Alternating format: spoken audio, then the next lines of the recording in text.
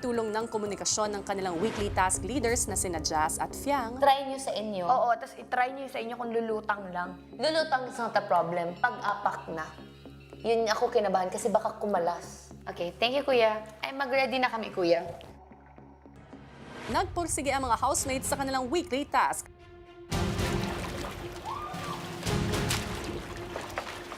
We'll just hope for the best. Di lulubog yan. Yeah, it's not gonna lubog. The problem is balance, bro. Mapagtagumpayan kaya nila ito at tuluyan ng mabuo muli ang kanilang pagsasama. Sa huling araw ng kanilang weekly task, ang mga teens muling sinubukan ng tibay ng kanilang tulay. No. Wait, kunin ko lang yung blueprint. Let's see you may this nourish our bodies and as we do our weekly task, maybe later tomorrow, we hope that we will succeed and that magsama-sama na kami lahat teens and adults. Stay free. Amen. Makamiss man to sila, uy. One. Bubot na siguro si JP. Boom, boom! Okay, tumawid na. Op, op, op. Ba't kayo sa gitna tumatawid? Dito kayo sa bubong tatawid. Patay. Patay.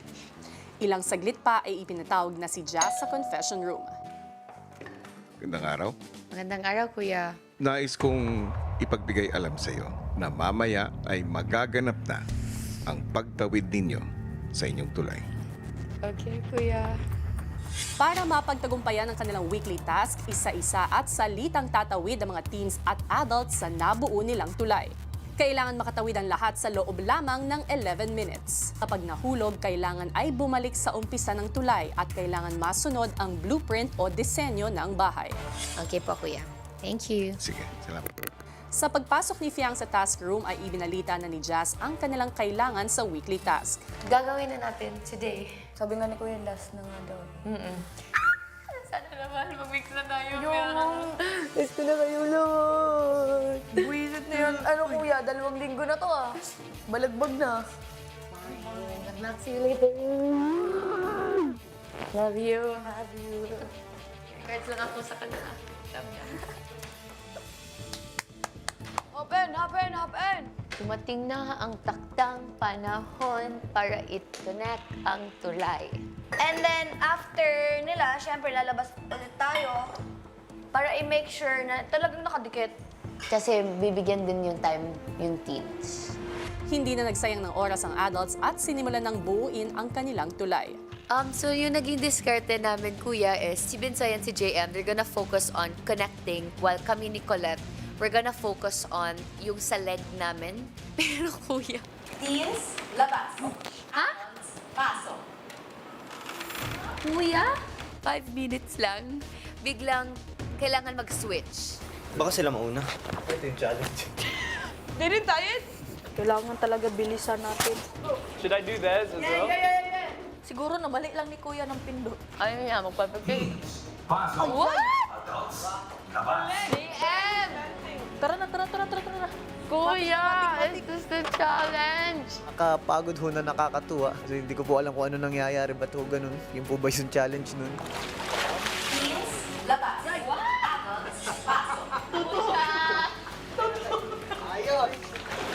Nalilito na po kami when we were going inside and outside and inside and outside. No, may kakamadali tumawid.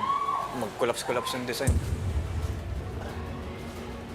It was very important that we won this weekly task because we thought we would be reunited with the adults again. Adult at teen housemates, dumating na ang oras para masubukan ang tibay ng ginawa ninyong tulay. Handa na ba ang lahat? Umanda. Ang inyong ikasyam na weekly task ay magsisimula in 3, 2, 1, go! I was excited to cross the bridge. Parang, I really missed the adult.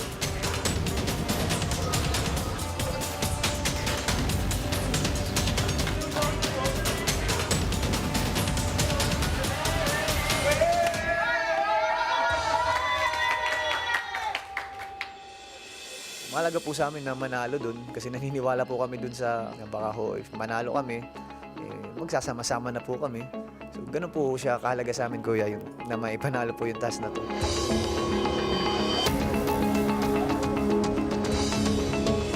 Go. Kumpiyansa po ako sa sarili ko na makakatawid po ako. Lalo na nakita ko po yung pundasyon ng gawa ng kabila, yung sa amin. I feel like this is the most important task for me. We have to win this para mag-merge tayo. Yun kasi yung mindset ko, Kuya. Go. Pag-across dun sa bridge, hindi talaga ako kinakabahan.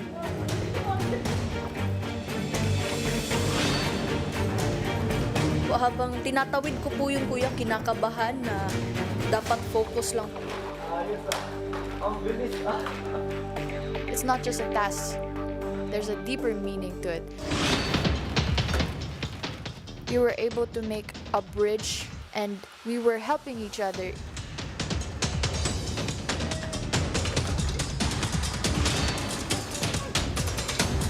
Hindi ko po alam kung baka pag nanalo ho kami, yun na yung way na mag-combine ho kami. Kaya mahalaga ho talaga para sa akin na manalo ho.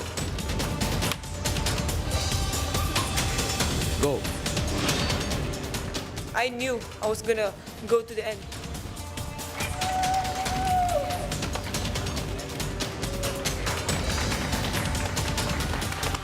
Housemates, sa puntong ito at para sa karagdagang hamon, kailangang makatawid ang bawat grupo ng sabay-sabay. Ready? Get set, go! There may be a chance that the bridge might break. I was really proud of us. We built a bridge sturdy enough for 5 people to cross that bridge at the same time.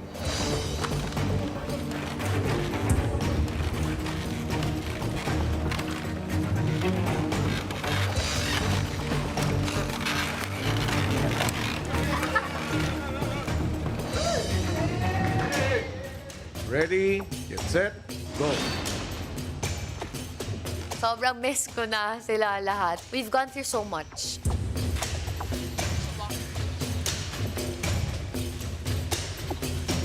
We're so close, yet it feels so far. It's amazing. Kahit we didn't even see each other while we're doing this, kahit communication lang namin ni Fiang, ang galing ng paggawa. So nakaka-proud din. Adults and teen housemates, natapos niyo na ang inyong task. Pero ang tanong, pumasok ba kayo sa tamang oras? Housemates, binabati ko kayo. Kayo ay naging matagumpay para sa inyong weekly task. At sa puntong ito, tinatapos ko na ang paghiwalay ng dalawang grupo. Muli na kayong magkakasama, teens and adult housemates.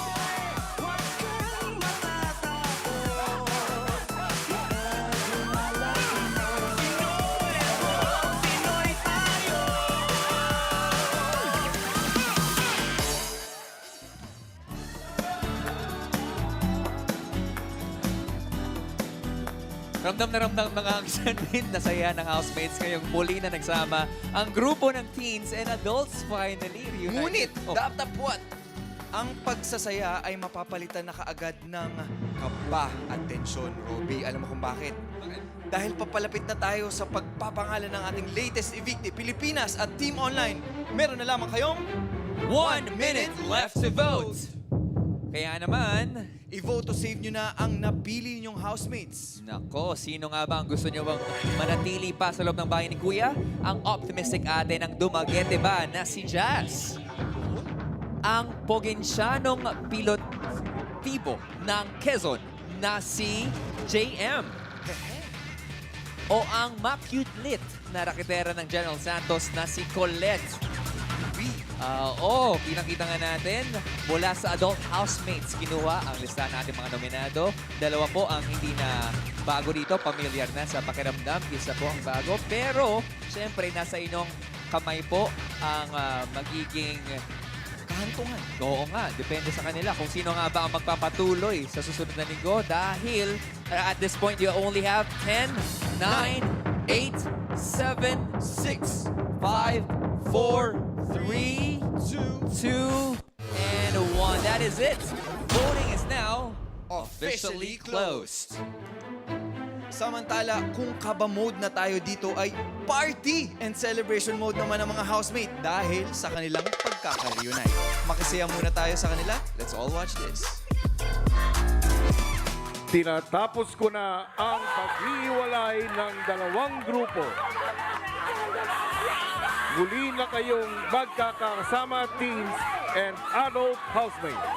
Hindi po matutumbasan na kahit kalaking halaga ho, kuya. Napakasarap po sa feeling ho na makita at mayakap mo ulit yung mga kaibigan mo, kuya.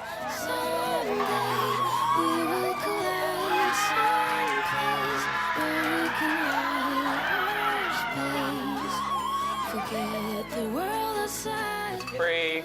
Okay, let us put ourselves in the holy presence of God.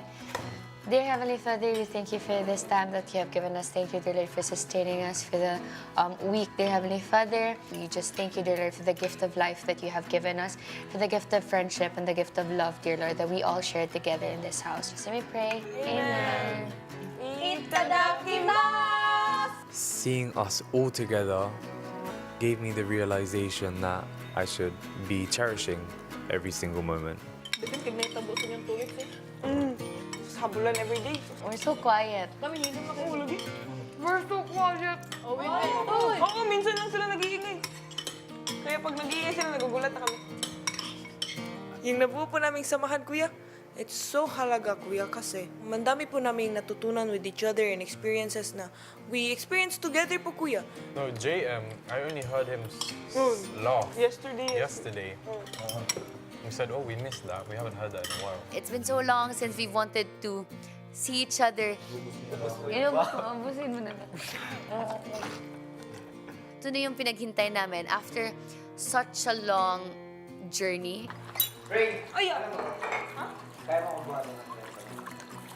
Panalo ho namin, kuya. Nanalo na ho kami sa weekly task. Nanalo pa ho kami dahil nga ho, magkakasama-sama na ho kami, kuya. 1, 2, 3.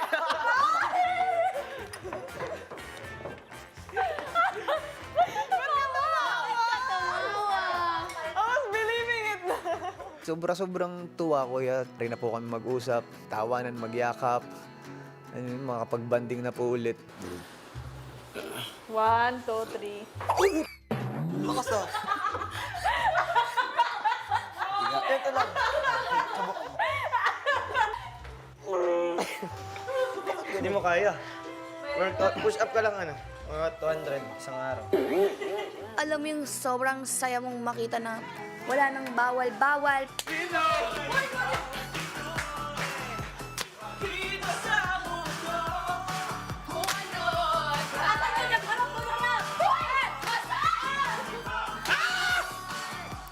Actually, part na talaga sila ng life ko.